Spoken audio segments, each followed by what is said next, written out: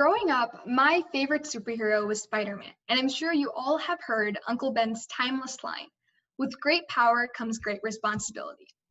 Now, as teenagers, we often feel that we don't hold a vast amount of power. But the truth is, we are the generation that is surrounded by power, and we utilize this in so many ways. In fact, if you're listening to this presentation, chances are you're using a laptop, your cell phone, or maybe a tablet. Electronic devices hold a great power to connect, inform, and teach us. But that also means we have a responsibility to use our devices properly to extend their lifetimes. And when that electronic device inevitably breaks, we have a liability to properly dispose of it.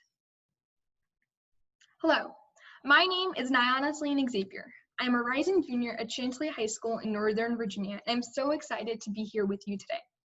Much like everything else in my teenage life, I first learned about EWaste through a Model United Nations conference. Along with one, I do public speaking, Girl Scouts, I'm a member of my Future Health Leaders Club at my school, dance, and student journalism. I have a passion for international relations and medicine, and I hope to pursue a career in the realm of global health. So what is e-waste? Electronic waste, or e-waste as it is more commonly known, is any electronic product that is broken and no longer functional. This includes CPUs, hair dryers, laptops, old cell phones, etc. The EPA considers it as a universal waste because it contains hazardous materials, but it is deemed as a hazardous waste once it ends up in landfills and is broken apart. It is the fastest growing solid waste problem, and with reason. In 2019, the world generated a record amount of 53.6 million tons of e-waste, and only 17.4% of that e-waste was recycled.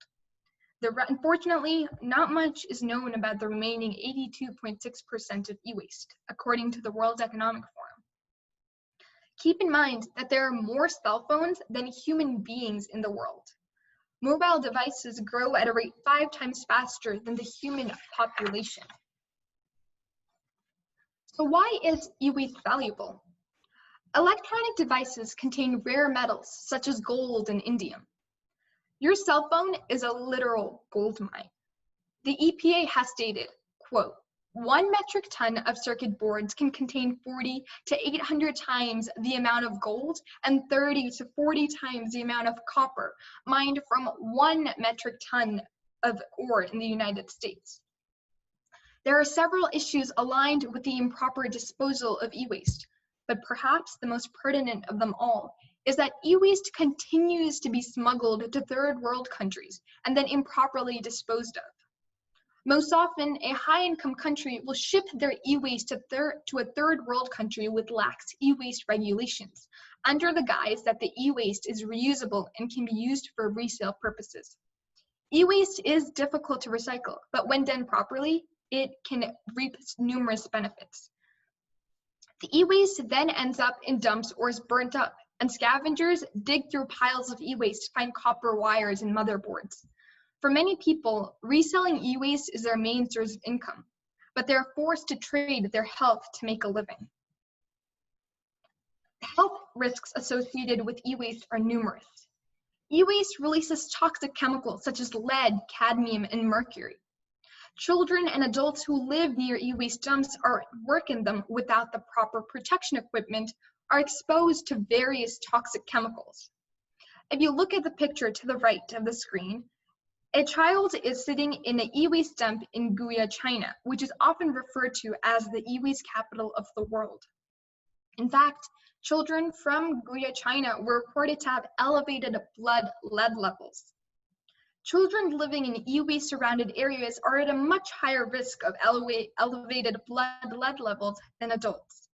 Lead, along with several other hazardous substances, contaminates groundwater. High levels of lead exposure leads to anemia, miscarriage, kidney and brain damage, infertility in both men and women, along with damage to central and peripheral nervous systems. The adverse effects of lead exposure go beyond the living. Lead can transcend the placental barrier and affect both the mother and an unborn child. Newborns that are exposed to even small amounts of lead have been reported to have behavior problems and slow growth. Much of this damage is irreversible. The harsh reality is we are the perpetrators of the global e-waste problem. When you choose to simply throw your electronic device in the trash or give your e-waste to companies that participate in the shipping of e-waste to third world countries, you're endangering the lives of thousands of people. However, there is good news. You now know about the global e-waste problem, and you hold the power to do something about it.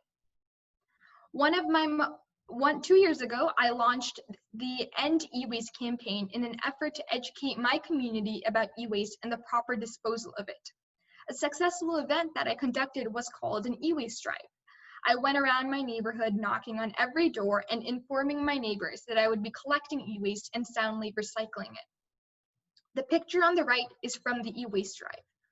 All of that e-waste is from one single community.